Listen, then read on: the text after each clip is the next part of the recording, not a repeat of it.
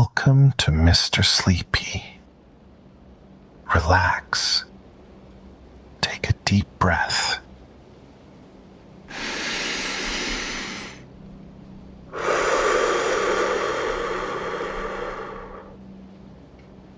And let's drift into tonight's story.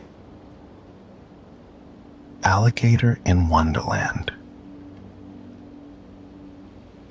It was a slow, sticky day in the swamp, and Albert the Alligator was feeling hungry. His big, scaly belly growled loudly, and he let out a long sigh. His first stop was his swamp fridge, a rusty old cooler, perched on a wobbly log that looked like it might tip over any minute. "Let's see," Albert mumbled, flipping the lid open for the 5th time that hour. Inside, the same sad swamp kelp and a dusty jar of mosquito jam stared back at him. That jam had been sitting there since last spring.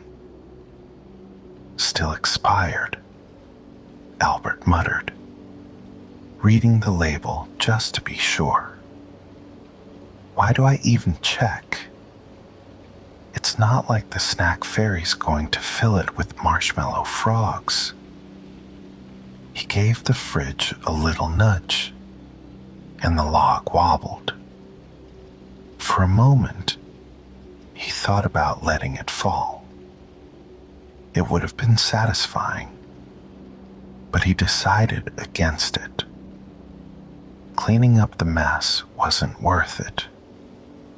Albert sighed again. "Guess I'll go see if the turtles have leftovers. They never finish anything." The turtles' favorite spot was a muddy patch under a leaning cypress tree. The ground was covered with half-eaten leaves and bits of swamp bread, making it a good place to find snacks if you were desperate. Albert shuffled over, sniffing for food, but something strange caught his eye. A lone turtle shell, half buried in the mud, with a perfectly round hole underneath. "Huh." Albert blinked. "What's this? A secret turtle pantry? Curious." He nudged the shell with his snout. The hole wobbled like it was alive. Before Albert could look closer, the ground beneath him gave a sudden lurch. Oh, he mumbled. The next thing he knew, he was tumbling tail over snout into the hole, sliding down a twisting tunnel that seemed to go on forever. "What is this?" he yelled, his voice echoing through the tunnel. Albert landed with a splash in a glowing swamp, unlike anything he'd ever seen. The water shimmered in rainbow colors, flowing sideways as if it had somewhere very important to be. Floating lily pads twirled lazily in midair, and upside-down trees stretched their roots toward the sky. Albert just stared, his mouth hanging open. "Am I dreaming?" he wondered, shaking swamp water off his scales. A bright neon firefly zipped past, buzzing about being late again. But Albert barely noticed. His eyes were locked on a strange fruit hanging from an upside-down tree. It looked like a mix between a mango and a marshmallow. and a tiny sign beneath it read, "Eat me. It's totally not poisonous." "Well," Albert said, tilting his head, "if the sign says it's not poisonous." Before he could second-guess himself, Albert chomped into the fruit. It was delicious. Sweet, gooey, and just a little tangy. He grinned, enjoying the odd treat. But his smile faded when a strange tingling sensation ran down his back. Albert turned his head, and his jaw dropped. "Oh, come on," he groaned, as his tail began to grow longer and longer, stretching halfway across the glowing swamp. Dragging his enormous tail, Albert tried to move through the bizarre landscape. Every turn knocked over floating lily pads or sent startled frogs hopping for cover. "This is ridiculous," he muttered, pausing to untangle his tail from glowing vines. "I've got more tail than I know what to do with." A snicker caught his attention. Looking up, Albert saw a possum hanging upside down from a vine that sparkled like starlight. "Lost, are we?" the possum teased, its beady eyes gleaming. "You've got that first-timer in Wonderland look." Albert scowled, struggling to free his tail. What gave it away? The swamp monster tail? The possum cackled, swinging back and forth. "Don't worry, pal. Happens to everyone. Here, take this." The possum tossed a glowing stone down to Albert. It was smooth, round, and pulsed faintly in his claws. "What is it?" Albert asked, inspecting the stone. "It's called a 𝐬𝐥𝐸," the possum said. "It answers questions. Sort of. You'll see." With a sly grin, the possum disappeared into the glowing vines. Albert held up the stone and yelled, "How do I shrink my tail back to normal?" The stone glowed faintly and replied in a calm, almost smug voice, "Calculating. I don't know either." Albert growled, tossing the stone from claw to claw. "Great. Just what I needed. A magic rock that doesn't work. I should have asked ChatGPT." Dragging his giant tail behind him, Albert trudged forward, grumbling about useless rocks and sneaky possums. As he wandered through the glowing swamp, Albert noticed a group of frogs perched on floating lily pads. They wore tiny bow ties and held small instruments, looking very serious. "What's this? A swamp orchestra?" Albert asked, but his oversized tail swiped a lily pad, sending one frog tumbling into the water. The conductor frog glared at him. "Watch the tail, big guy. We're in the middle of rehearsal." "Sorry," Albert mumbled, trying to back away quietly. But with his giant tail knocking into everything, quiet wasn't an option. By the time he was out of earshot, the frogs were croaking loudly about unruly visitors and ruined crescendos. Albert sighed. I just wanted a snack. As he walked on, Albert began to notice something odd. Despite the strangeness of Wonderland, it was kind of peaceful. The sideways waterfalls trickled softly. Neon fireflies hummed gently, and the cool air felt nice on his scales. Albert paused, closed his eyes, and let the sounds wash over him. For a moment, he forgot all about his ridiculous tail, but peace didn't last long. Watch out, a voice shouted. Albert opened his eyes, just in time to see a flying lily pad heading straight for him.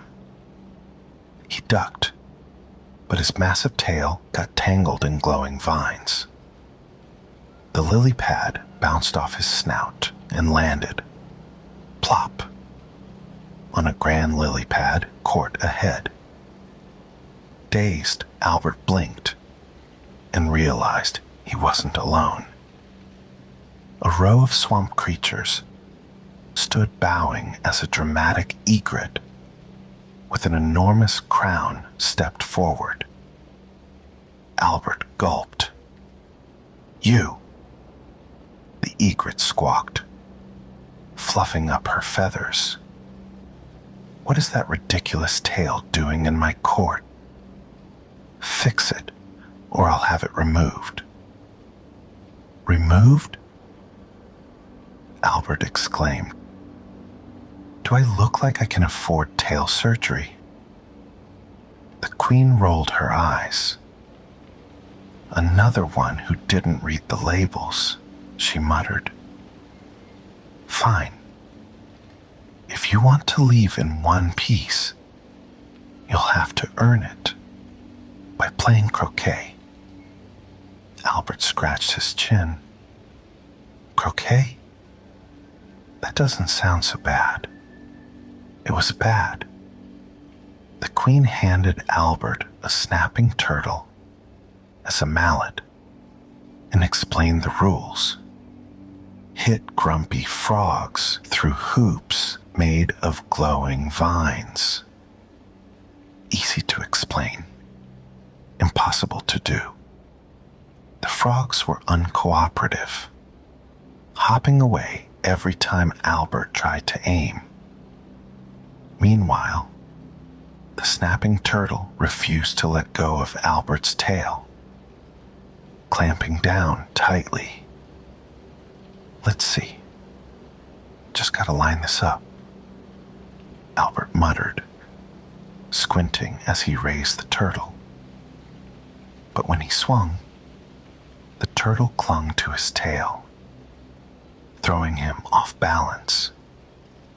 He stumbled forward, sending frogs leaping in every direction. This isn't a sport, it's chaos, Albert shouted, flailing as the turtle dangled from his tail. Off with his tail, the queen bellowed, flapping her wings. I'd love to, Albert yelled back, wrestling with the stubborn turtle as frogs croaked insults at him. By the end of the match, Albert was sweaty, humiliated, and completely defeated. The queen, looking unimpressed, waved her wing. Enough. Take him to the Trial of Wonder. The Trial of Wonder was held in a quiet clearing, surrounded by upside-down trees. In the center stood a shimmering swamp mirror, its surface rippling like water. A group of serious-looking newts led Albert to the mirror, then bowed and disappeared. Albert eyed the mirror warily. "What now?" a booming voice echoed. "Your trial is to sit and do nothing for 5 minutes." "Nothing?" Albert exclaimed.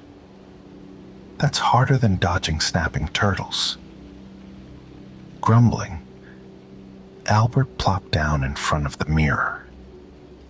Sitting still was harder than he thought. First, his tail twitched. Then his claws fidgeted. He glared at 𝐬𝐥𝐸, the glowing stone, wishing he could yell at it. 5 minutes? That's 300 seconds, Albert muttered. Who has time for this? The mirror rippled gently, reflecting his frustrated face back at him. But as the seconds dragged on, Albert began to notice things. The soft hum of glowing fireflies, the trickle of sideways waterfalls, and the rustling roots of the upside-down trees, swaying like wind chimes. For the first time all day, Albert felt calm. He took a deep breath, letting the soothing sounds of Wonderland fill him. The tension in his tail eased, and even the embarrassment from the croquet match faded. This place is weird, Albert muttered, but it's kinda nice. When the booming voice announced, "Trial complete," Albert opened his eyes.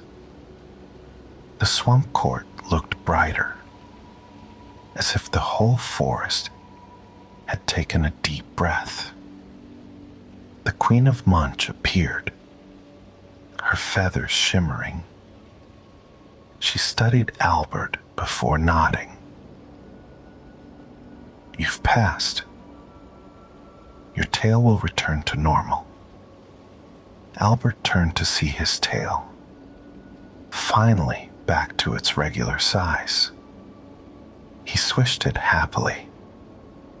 No more knocking over frogs. The Queen smirked. "Don't forget the lesson you've learned." "Lesson?" Albert tilted his head. The Queen raised a feathered brow. "Sometimes, the best way to solve a problem is to stop trying so hard and just be." Albert blinked. "Sure. I'll put that on a poster." In a flash of light, Albert was back in his swamp, lounging on his favorite log. The swamp fridge sat in its usual spot, and the familiar sounds of buzzing mosquitoes filled the air. Albert picked up 𝐬𝐿𝐥𝐸, which now glowed faintly beside him. "You're lucky I didn't toss you in that swamp back there," he muttered. 𝐬𝐿𝐥𝐸 pulsed gently, as if agreeing. Albert stretched, his tail curling contentedly. For the first time in ages, he wasn't hungry or frustrated, just happy. As he lay back to relax, a thought struck him. Wait, did I leave the swamp fridge open? He shrugged. It'll keep. And with that, Albert closed his eyes, letting the swamp's gentle sounds lull him to sleep.